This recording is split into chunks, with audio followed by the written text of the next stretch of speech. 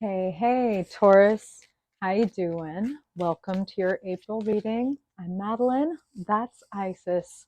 And we are super excited to talk to you about what is showing up for you this month. So first things first, we have a solar eclipse happening in Aries on April 8th. That's happening in your house of the deep past, memories, the unconscious, and transcendence. So, how do you feel about a little spiritual spring cleaning? A little bit of tying up loose ends, a little bit of noticing places in you that maybe are fearful, maybe hold you back from stepping forward or into the light or maybe the spotlight in bigger ways. These are wise things for you to ponder as we head toward the eclipse, depending on when you're listening to this reading. Ponder, what are the things that need to be dissolved or move out of the way so that you can have everything that you want? And we're talking about internal things in this particular case because this is the house of your deep internal world. Okay? Okay. So let's pull some cards.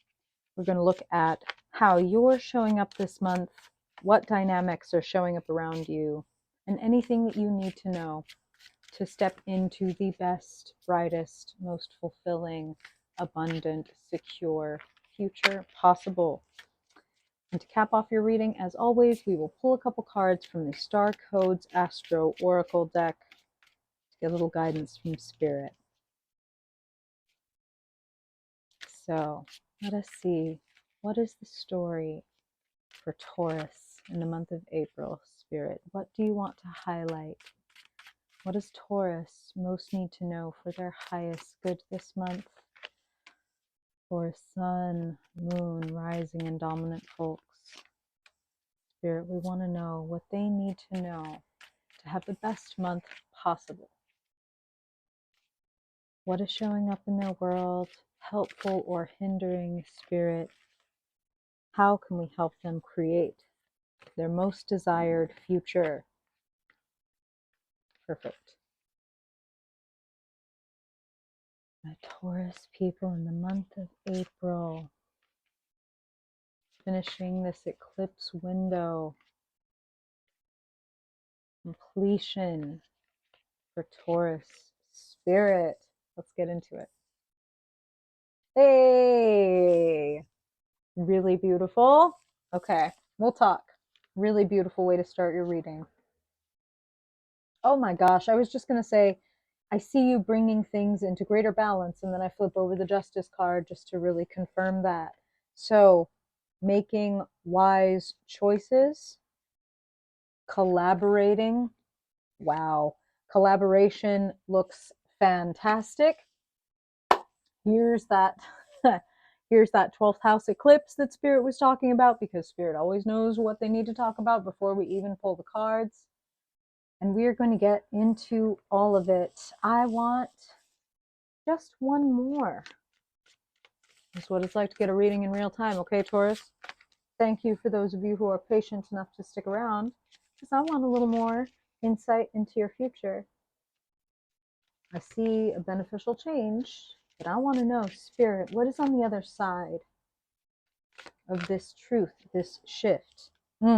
Beautiful. Back into a place of power. So, Taurus, if you are asking yourself if you are in a safe, secure place in your life, a place where you can be supported as you make certain changes to give you more creative and spiritual satisfaction, you absolutely are. Center of your reading, Four of Wands crossed by the Two of Pentacles. So here is all the support, the love, the foundation. Four of Wands is a card of family. So family commitment, family can look many ways. You can have your biological family. You can also, of course, have your chosen family, the people who feel like blood, right? So you have community around you. You have the foundation. That's what Spirit keeps talking about. Is like the foundation that you need is present, okay? And a shift is required. Some new choices to be made, some gentle adjustments. crowning your reading, the Justice card. When I see Justice and the Two of Pentacles in a spread together, it's a strong echo that adjustments need to be made and that they can be very beneficial. Spirit is asking me to highlight for you the dichotomy that the Justice card has here on her brooch. It is a square with a circle inside of it. Ah, so much to say. I have to pick up the cards in the key position of your reading now. A circle inside of a square, the four Emperor, surrounding the amorphousness.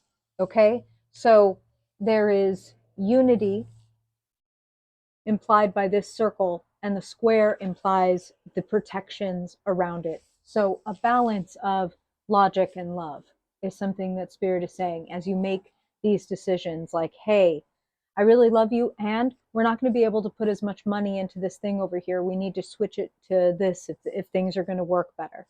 You know what I'm talking about? And it's like, what I'm hearing is you're going to be making decisions that impact the whole, and that's why they're talking about family and chosen family and etc. So it's extra important that you be in your Taurus power of making practical, gentle, patient steps, and choices that bring things into better balance. I see you making the phrase that Spirit is using is a little bit of sudden progress. Now I see you moving like slowly and at pace as you do. So the quickness of the progress, or the like suddenness of some good news or some invitation or some opening of a road that you were hoping for, has nothing to do with you hurrying up. So I just want to say that. In fact, if anything, in the position representing where you find yourself, we see Taurus very much in their power. Knight of Pentacles. So something important about the Knights are they are in transition. That is why they are shown on horseback. They are neither where they're not at the starting point and they're not at the finish. They are in between. So what adjustments are you making right now? Are you very clear about, Spirit is saying, why you want the things that you want? Because that gets into what Spirit was saying about your 12th house eclipse that is happening in Aries, where it's like, okay, you may have done everything right. You may have the right skills, the perfect resume, blah blah blah, whatever. There could be a deep unconscious like fear or a memory that is kind of like a little bit of a choke chain on you going forward on what it is you're trying to do. Let me just give you an example. If you have been wanting to make this pitch or this presentation in front of a bunch of people and you're like, my idea is good, I've gone through all of the yada yada yada, everything is in place except me. Except me, I'm scared, right? Maybe you did a presentation, a book report in the third grade, and everybody pointed and laughed because your shirt was on backwards or whatever. And there's a part of you, a very deep, subtle, quiet, but powerful part of you that is like, no, we can never do that again. Remember how painful that was? So this is a reminder that all places inside of us, even the ones that feel like self-sabotage or things like that, they are working for us. We don't understand each other. Okay. So there's a need to understand the young child within and to help coax them into the things, like into maturity. Um, so if, the third grader in you is afraid of making this presentation, how would you sit and talk to, if you had a child that was in third grade and they needed to make this presentation? How would you talk with them? What kind of fears might they air out with you? And how would you respond to those fears? Like, well, some people will maybe laugh at you, but that doesn't mean that what you're doing isn't important or helpful or blah, blah, blah, blah, blah. You know what I'm talking about? Talking yourself through things, and perhaps you can find the people in your life that bring you that kind of support. Again, I'm seeing collaboration here. Where you find yourself is the Knight of Pentacles, as I said, and then the energy around and available to you, friends, collaborators, mentors, etc. 2 heads are better than 1, 3 heads might be even better than that. So if you are feeling like you want some expert opinions, this would be a good time to look for those in whatever field. If it's like a therapist, if it's like a physical trainer, like whatever. If you're like, I'm at a little bit of a standstill with this thing and I feel like I could use a little bit of expert advice to get me over the hump, look for that this month. I feel that for some of you, that is how this is showing up. And for others of you, it's like that is showing up in your life of its own accord, like through a friend, someone who's like, hey, have you thought about reading this book? And then you get you read this book and it's like, oh my God, this blew my mind and this really connected with me with the little third grader inside or whatever. And there is some internal heavy lifting that you can do that prevents you from having to do all of this external heavy lifting of trying to strategize your way through getting what you want. This 12th house eclipse really is a herald of, let's get a little bit of a clean slate. Can we forgive ourselves for any past mistakes or just slowness or things like that? Like, something I feel very compelled to tell you right now, Taurus, is like, you're not late. You're not late and you're not in the wrong place and you haven't like missed your chance at all whatsoever. In fact, life looks very good. You just might be um, maybe you're feeling a little impatient with yourself, or maybe you're feeling, like I said, a little bit held back and looking for some assistance in showing up bigger or brighter. I see it for you. Sitting in the key position of your reading, the Magician, you have everything that you need. It just might need a little bit of remixing.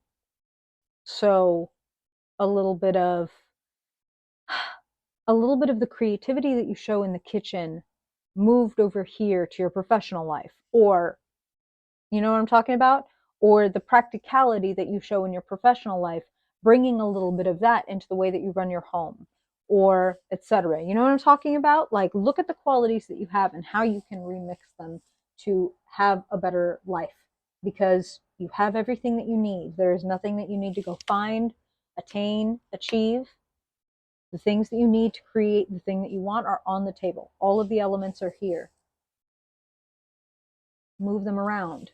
Try new things. Make small adjustments. Not like, oh, from now on, I'm never gonna, or I'm always gonna. This Justice card slash this Two of Pentacles is like, hey, maybe I'm gonna cut down on a little bit of this so that I have more time for this other thing. Or maybe I'm gonna spend less on this so that I can pay a little more of my debts off. Or those kinds of decisions that are not about all or nothing, that are, the kind of gentle incremental change that a fixed sign like Taurus needs.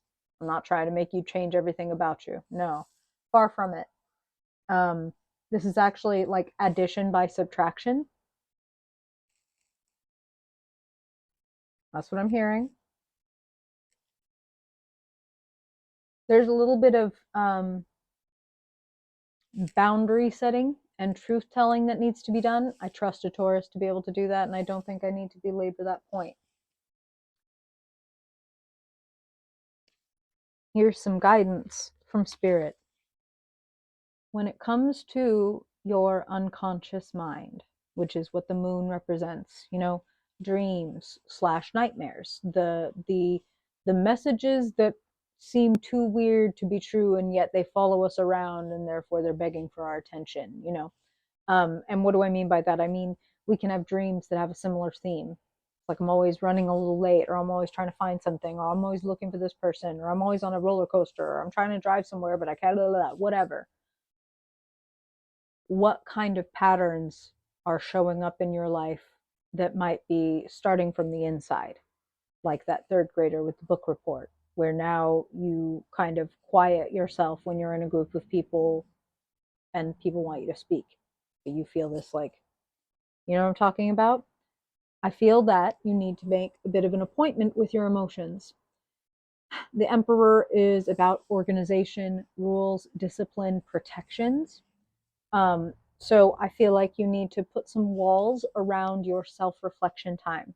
Like, hey, do I have a daily process where I can empty out my mind or my soul of what it's feeling?